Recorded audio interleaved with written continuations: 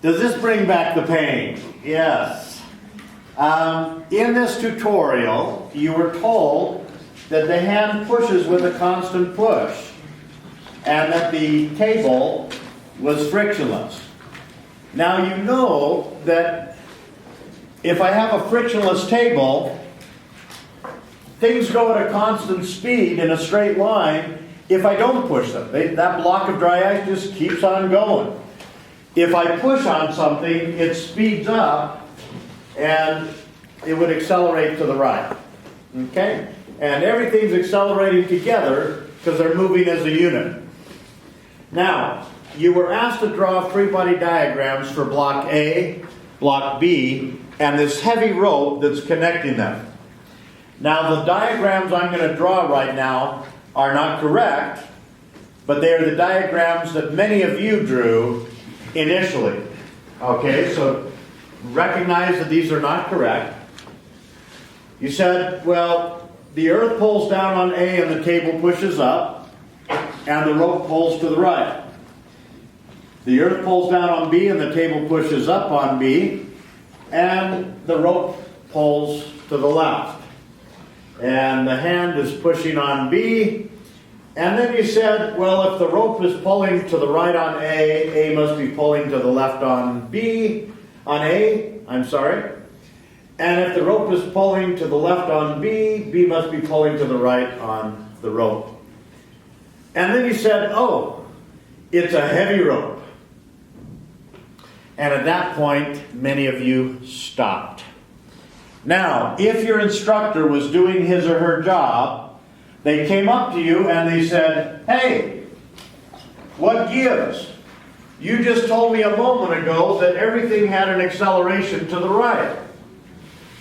Well, that screams to the right, and that screams to the right. That doesn't scream to the right. And so you fixed it. Watch. Watch carefully. Pow. That screams to the right. And then your instructor said, yes, yes, yes, it does scream to the right. But there's also this other scream, down. How do you account for that? And many of you, not all of you, but many of you said, oh yeah, we need a force up. And then if your instructor was doing his or her job, they challenged you to find a boogeyman for that force. What thing that you can taste, smell, touch causes that force? And when you can't find a boogeyman for a force, that force does not exist. And then I hope you recognize that where the rope is attached to A and where it's attached to B, it sags. It's a heavy rope. And a rope can only pull along the length of that rope. And so that means that the force by A on the rope is going to be up and to the left. It's pulling up and to the left on that rope. Where B is pulling on the rope, it's up and to the right. Up and to the right. And these two forces here are how you get rid of that downward scream. Okay? Now, that has some consequences. If this force by A on the rope is up and to the left, by third law, the force on A by the rope is down and to the right. Okay? Equal in magnitude, but opposite in direction. Now, if this weight, I'm making this up, if this weight is 60 newtons, is this normal by the table 60 newtons? Yes or no? No, because there's no acceleration up or down. This force has to balance this force and this force. Both of these. Okay? And so that normal up has to be bigger than the weight. Now, likewise, if B is pulling the rope up and to the right, then the rope is pulling B down and to the left. These are third law companions here. And again, because of this downward component here, and the fact that there's no acceleration up or down, this normal force has to balance both this and this. So that normal force has to be bigger than the weight. And then we want this diagram to scream to the right, so we really want this to be bigger than that. And that was page 1. Is that pretty much the way it went? Okay. Then you went to page 2. And page 2 is where 90% of the learning in that tutorial was located. You were told that the rope, the heavy rope, was magically, with the flip of a wand, magically transformed into a light string. But the hand is pushing now in such a way that the motion remains the same. Now folks, F net equals ma. A net force causes a mass to accelerate. With these dynamic problems, when we say motion, what we mean is acceleration. If the acceleration was 3 meters per second before, it's 3 meters per second now. But the hand's not pushing as much mass as it was before. The heavy rope's been replaced with a light string. So what does that tell me about the push by the hand? Is it the same as it was before? No, it's got to be less. It's got to be smaller. Now, we're going to play a game. These are the free body diagrams for the A, B, and the rope. And I want you to figure out how many of these forces will change when we go from the heavy rope to the light string. Okay? And here's how we're going to count them. I know that this changes. Okay? The heavy rope is changed for a light string, so this weight force gets smaller. That's 1. We count that as 1. But if I have a force that is broken up into components, if this one changes and this one changes, we'll count that as 2 separate changes. Okay? That's the way we'll count. Now what I want you to do with your neighbor is figure out how many changes you can find, and then use your clicker to let me know. How many changes can you find?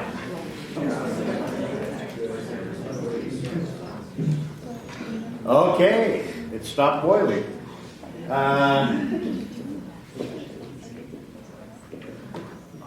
Whoa! Oh, doggy. We're all over the map. Maybe it's a good thing that we're having this little talk. Okay, let's do it together. Let's start over here. This force here, does it change? No, just diet or exercise. Trust me on this, people. Diet or exercise. What about that component there? Yes, that's 1. Okay. What about that one there? Yes. That's 2. Okay. If this gets smaller, then that one has to get smaller. Now, folks, unless you get engaged or get married this week, the next question is the second most important question you'll be asked this week. The second most important. Does that component there change, yes or no? Talk to your neighbor. Does it change, yes or no? Talk to your neighbor. Okay. Is the answer yes, no, or heck no? Heck no. Thank you very much. Heck no. And this is your reasoning. The mass of block A is not changing. It's the same block A. We're told that the motion stays the same, meaning the acceleration stays the same. If those two are both staying the same, then the net force has to remain the same on A. No other option. Now the net force is the extra force. When I add up all the forces, what doesn't cancel? Well, this cancels these two. That's what's left over. That's the net. It cannot change. Okay? Does that make sense? Now, so we've only got 2. We've got this one and this one. 2. So let's go over here.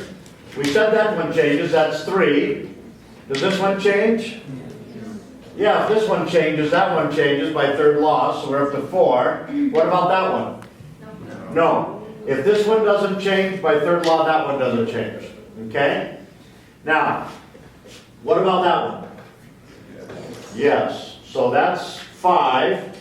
Now, folks, again, unless you get engaged this week, the next question I ask will be the most important question you will be asked this week.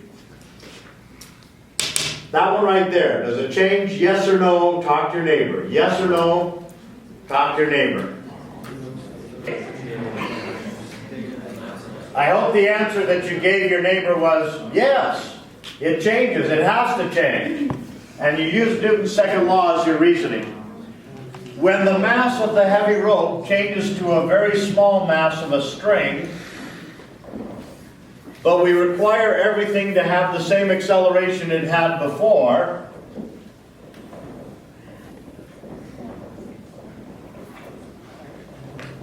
did I draw that the same? Yeah. Okay. Because I'm multiplying that acceleration by a smaller mass, I'm going to have a smaller net force on the string than I had on the rope. Now the net is the extra, how much more force I've got to the right than to the left. This one can't change. So that means if the net's going to get smaller, this one has to get more like this one. It has to decrease and become more like this one. So let's count up again. We've got 1, 2, 3, 4, 5, 6. We're up to 6. This one? Yes. If this one changes, that's 7. This one? Yes. If this one changes, that one changes. We're up to 8. This one? Yes. If this gets smaller, this gets smaller. We're up to 9.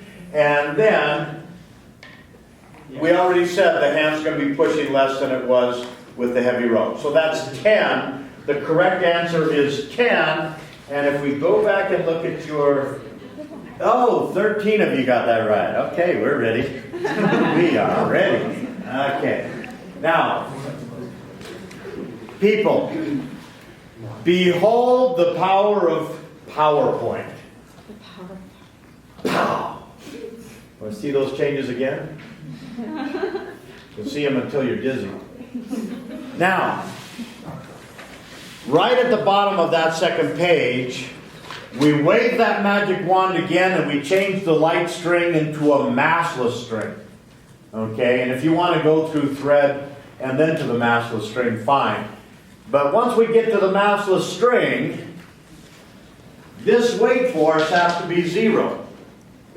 And that means we don't need any sag. We don't need any of these vertical components.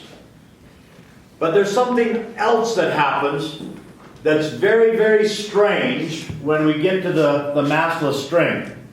And that is when we look at the Newton's second law, F net equals ma. We've used this equation a whole lot of times when acceleration was 0. When you're building a building and it has no acceleration, all the forces have to add up to 0. You don't care how massive that building is. You don't care how big the mass is. You're multiplying by 0. The net force is going to be 0. Well, in this case, it's not the acceleration that goes to 0, but the mass of that string that goes to 0. And at that point, I don't care whether A is 3 or 6 or 6 million. I'm multiplying by 0, so the forces have to be balanced. And in that case, the free body diagram goes to this. And this force is exactly equal and opposite to that force. Okay? Now here's the thing. In every single introductory textbook for this class that's on the market, they always assume in every problem a massless string. And they talk about the tension in the string. Why is there only one tension in the string? Why isn't there a different tension at one end of the string than at the other end? And that's what we discovered in this tutorial. There is a very different tension at both ends of the string, unless it's a massless string. Now, folks, Up until now, I have told you, I have asked you to always draw free body diagrams of everything in the problem. That was wrong. You know, I knew it was wrong when I told you. But I'm going to fix it now.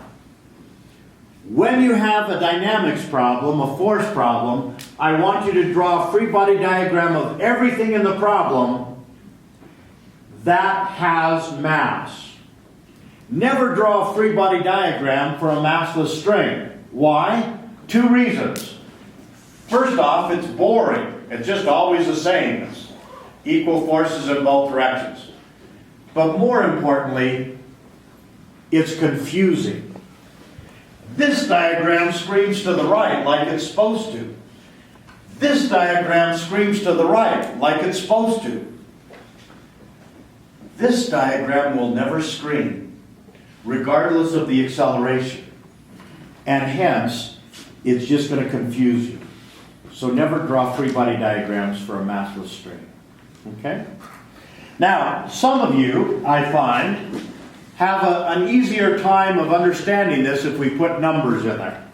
So let's put some numbers in here. Let's say that the net force on A is 5 newtons. The heavy rope has a net force of what? Tell your neighbor, what's the net force on that heavy rope? I got 8 newtons and I got 5 newtons. Is the net force 13 newtons? No or heck no? Heck no. I've got 8 newtons to the right. I've got 5 newtons to the left. That's a net of 3 to the right. That immediately tells me that the rope has less mass than A. Because they've got the same acceleration, but that one's got a smaller net force. Now the net force on B is 12 to the right, 8 to the left. That's a net of 4 to the right. That means B, in my example here, has a bigger mass than the rope and a smaller mass than A. Does that make sense? Now, when we go from that heavy rope to the light string, I still have to have a net force of 5 on A. Its mass didn't change, its acceleration didn't change. I got to have the same net force. Likewise, I have to have the same net force on B. Its mass didn't change, its acceleration didn't change. Before I had 12 to the right, 8 to the left, that's a net of 4 to the right. Now I've got 10 to the right, 6 to the left, that's still a net of 4 to the right. It's the connector that changes the net force, okay? With the rope, I needed 3 newtons to make that heavy rope accelerate to the right. I needed 3 more to the right than I had to the left. With a light string, I don't need 3 newtons. 1 will do it. And so this force gets closer to that force. And the smaller the mass, the closer this will get to that. Until I reach the massless string, and then they have to be the same. Now don't confuse the net force with the force. The net force on a string has to be 0 if it's massless. But I can have a force at one end that's 1,000,000 newtons as long as I have 1,000,000 newtons pulling at the other end. Okay, is that clear? Okay. Now, in the defense of those big intro books that cost $240 that always assume a massless string, in most situations, the mass of what you're pulling, like a car, is going to be large compared to the mass of the thing you're pulling it with, the rope. And so we can neglect, in many cases, the mass of the string or rope that we're using. Besides, they did not want to get into all the mess that has to do with this sagging. That was just one bridge too far, they thought. Now, I'm here to tell you that back 25 years ago when these tutorials were written, I was sharing an office with Peter Schaefer. And we had a big discussion, and in that discussion, we said, you know what? they're having a hard time with that tutorial. What if we take the rope and we connect it here so that it just slides across the floor? We'd still get the same idea across, but there wouldn't be all this mess in the free body diagrams. And I remember it was Peter Schaefer, Lillian McDermott, myself, and Mark Summers in that room. And we paused, and then Lillian said, "No, that mess is good for them. That mess is going to make them better people." And you're better people now. I can tell. I can see it. You're better people. Okay? So we put it up here and let it have the mess.